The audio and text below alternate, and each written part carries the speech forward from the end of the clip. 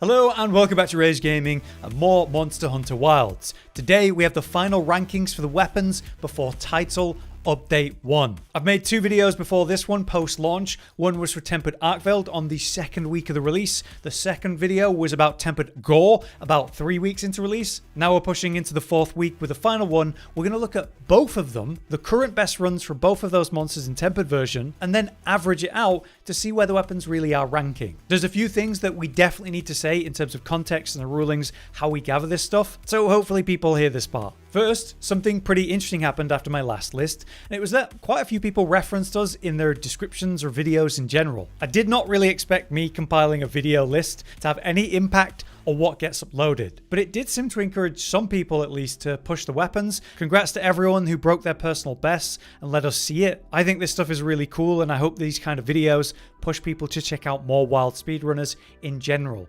especially in title update 1. For this list then, we have freestyle runs, but a couple requirements. Firstly, it's having no heroics in these lists. It's a skill that increases your power when you're low health, and as Josh explained to me, it greatly affects the power of the weapon. And it doesn't really represent where that weapon is without that skill, and for most people that play this game, they're not playing very low health and never getting hit. So it is cool to look at, but we couldn't even compile a list for heroics yet, because there aren't enough runs of it, and some weapons are working into their builds and runs easier than others as well. The other ruling is that there are no cheats or obvious tricks, bugs, and exploits that we can catch. So we aren't looking at runs where they're doing all kinds of buffing and prep before finding a field survey hunt of that monster, meaning the weapon's all charged up, they've done their like 40 seconds of buffing beforehand, and then they start the hunt. You do see some extremely short timers when people do that, but I don't think it's fair for this list. The other thing is that it's tempered monsters only because tempered means more health, and while we'd love to do just 5-star runs soon or maybe in the future,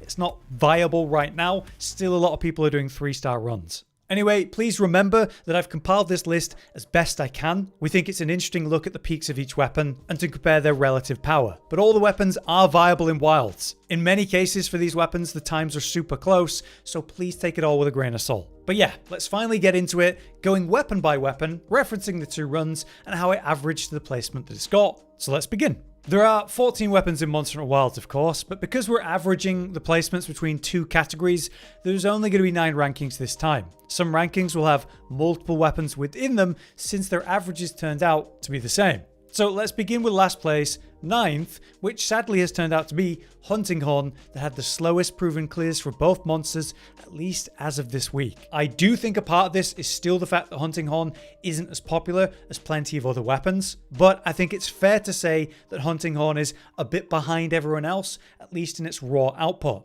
That's becoming clearer and clearer as it remains at the bottom of the list for all of the runs that we've looked at throughout these weeks. Having said that, we're talking about 2.5 to 3 minute runs for both monsters, which is still incredible, but relative output compared to the rest, it seems like it's at the bottom of the pack right now.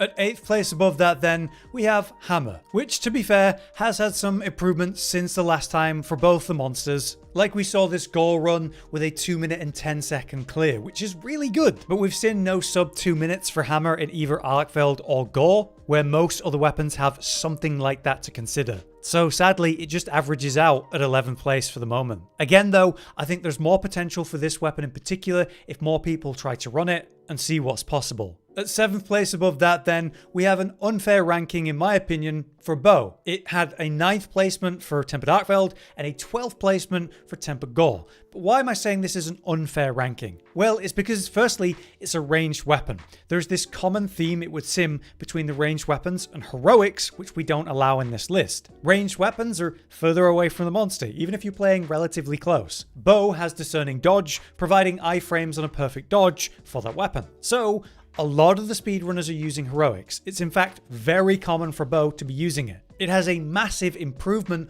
on the output of the bow in its current version.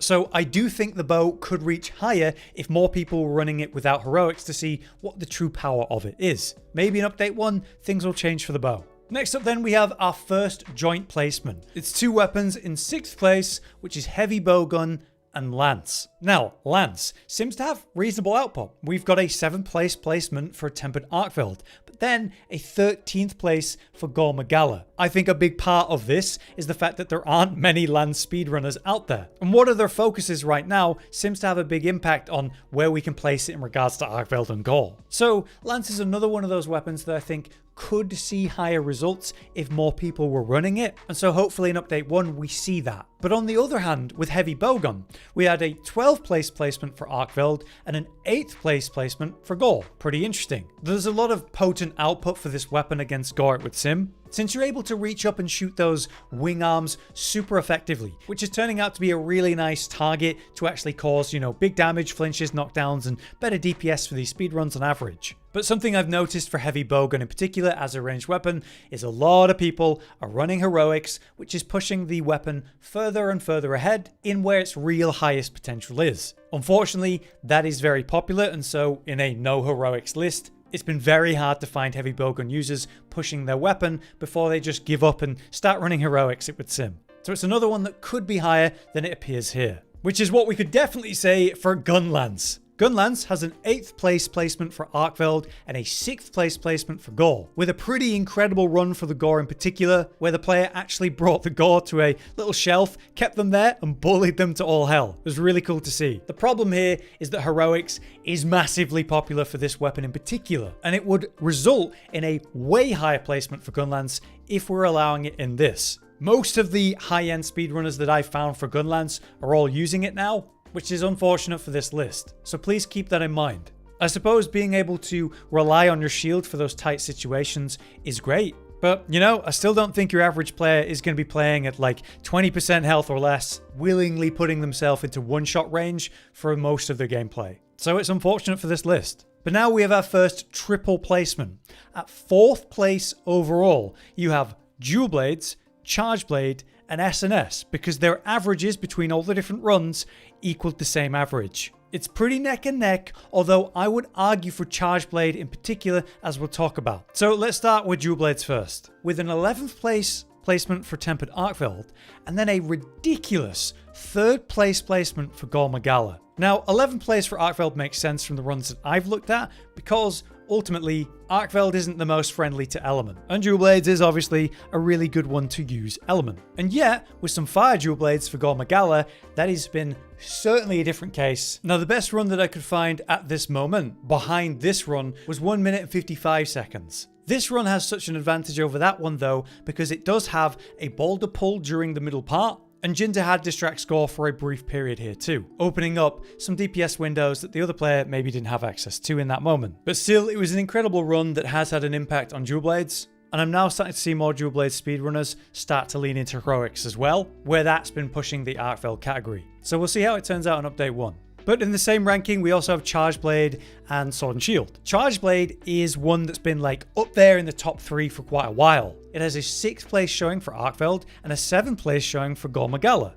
Again, it comes down to a lot of speedrunners starting to engage with heroics. And actually, Charge Blade was one of those runs that had higher placements compared to everyone else the earliest. Maybe a lot of people have just been trying different weapons and pushing other categories. So it's been surprising to see it where it is right now. We know it's in a very strong place to say the least, thanks to the Power Axe mode. Compared to that, we have Sword and Shield with a 4th place placement for arkveld and a 9th place placement for gore. And this makes sense to me because what we're seeing Sword and Shield do right now is incredible. Being able to perfect guard every attack and pretty much just stay DPSing, hopefully at the optimal location, it goes a long way for our fight. When played to perfection, it's super smooth. Also, leaning into the whole corrupted mantle thing and just focusing on those triangle attacks to infinitely reset that and get all the extra procs, it goes a long way for Sword and Shield that has an incredible moveset that allows for something like that on an infinite loop, while also allowing that classic S&S slight movement around the target to ignore attacks and, keep DPSing. So I think Sword and Shield is in a logical place right now. Dual Blades might appear a little bit better than it is with that one incredible run that used dahaad and a boulder in the way that it did. And I think Charge Blade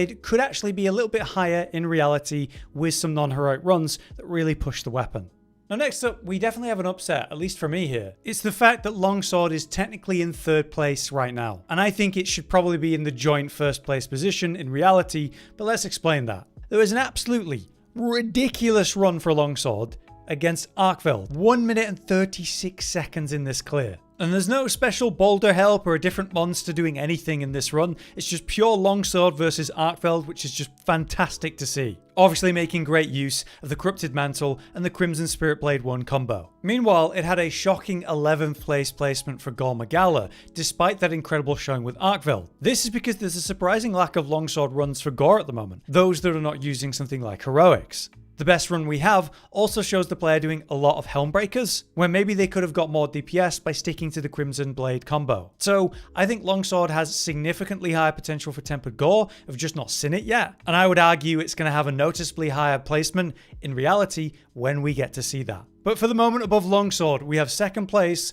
which is light bowgun, with an incredible showing for gore magala in particular that's really changed where it overall averages on this list. So for arkveld is at 10th place with a respectable update to its ranking compared to last time with a 2 minute and 26 second clear. However, there were some insane updates to Tempered Gore since last time because light bowgun has the current fastest time for gore magala. A 1 minute and 32 second clear and 99 milliseconds. We see this player, Kyle Wu, absolutely smash the wing talons with fire ammo pretty much the whole way. This then leads to knockdowns for a chain DPS period. Having the control and the ability to stay DPSing this kind of perfect location that's a bit too high up for non-ranged weapons, for example. It's really smart and cool to see. It wasn't the only massive jump forward for gore magala though. Another speedrunner, Video Game Butter, had the second fastest time I could find at 1 minute and 52 seconds. And both of these runners referenced us in their descriptions, suggesting that the 11th place placement for light bowgun at the time